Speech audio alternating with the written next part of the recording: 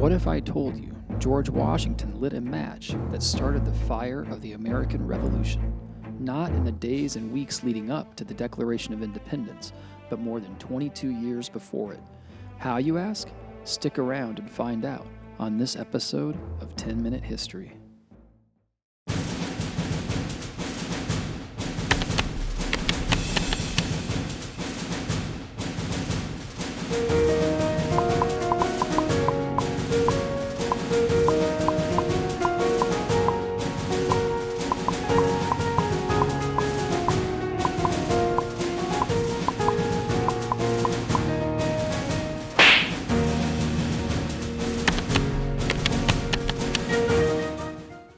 Washington's half-brother Lawrence served as adjutant general of the Virginia militia and inspired George to seek a commission.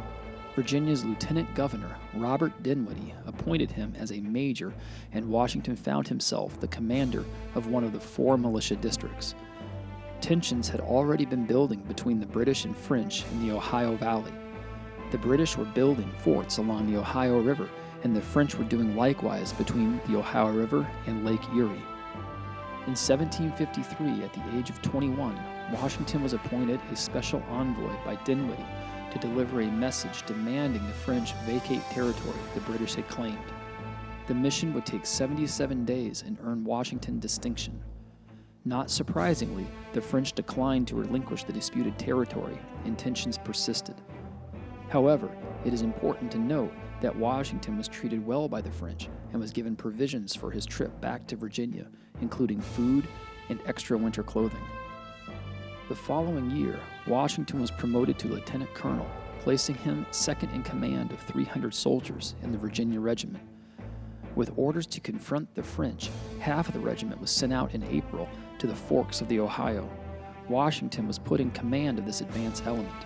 While en route, Washington learned that a French force 1,000 strong had begun constructing Fort Duquesne in the area. Washington decided to set up a defensive position at Great Meadows, an open, marshy area about 60 miles from the Forks near present-day Farmington, Pennsylvania. A few days later, Washington was informed by friendly Indians that a small French camp made up of about 50 French soldiers and Indians was just 15 miles from his position. Washington was apparently convinced that the French intended to attack, and he decided to strike first. At dawn on May 28, 1754, Washington made his move with a force of Virginians and Indian allies.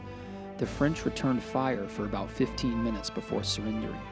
Details of what happened next have been debated ever since, and differing accounts exist, but the result was the slaughter of the French force.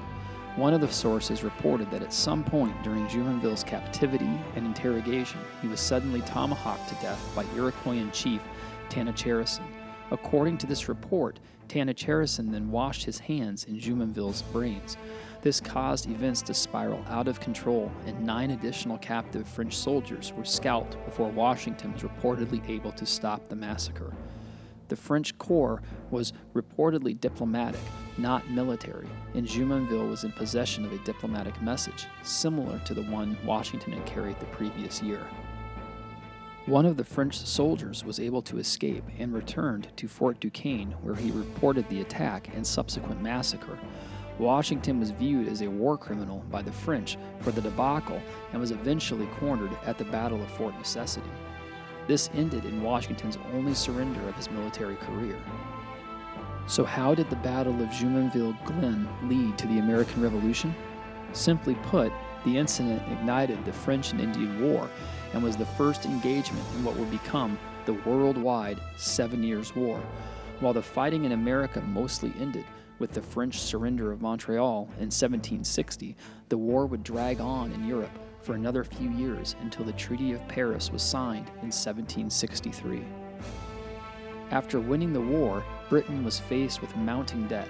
They had to pay Prussia for fighting in Europe and were also required to reimburse the American colonies for military expenses.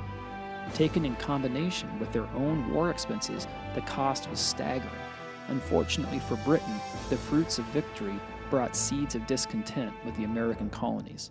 Following the Treaty of Paris in 1763, the British would enact the Sugar Act in 1764, the Stamp Act the following year, the Townshend Acts in 1767, and other unpopular measures aimed at raising the much-needed funds.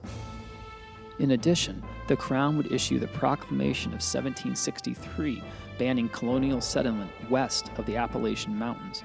Colonists became increasingly vocal and violent in the protests against these policies, and armed rebellion would break out in 1775.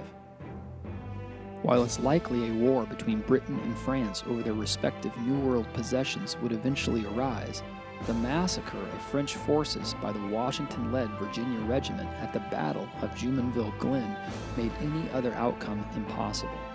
Who could have imagined that 21 years after leading the regiment that started the French and Indian War, Washington would find himself in command of the Continental Army, leading the American cause for independence due to circumstances he helped create?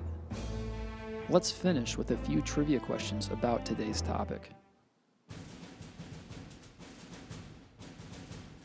What was the name of the treaty ending the 7 Years' War between Britain and France? The Treaty of Paris, also known as the Treaty of 1763. How long did the Battle of Jumonville Glen last? About 15 minutes. How old was Washington at the Battle of Jumonville Glen? Washington was only 22 years old. How long did the 7 Years' War actually last? 9 years, from 1754 to 1763. However, Britain did not formally declare war until 1756, hence the name. Finally, what famous patriotic tune was thought to have been composed by the British during the French and Indian War? Yankee Doodle. It was meant to mock the ragtag colonists fighting alongside the finely drilled British regulars. Although intended as a derisive taunt, the tune was proudly adopted by the colonists during the American Revolution. Thanks for watching the video, and I hope you enjoyed it. Please don't forget to rate and subscribe so you don't miss the next episode of 10 Minute History.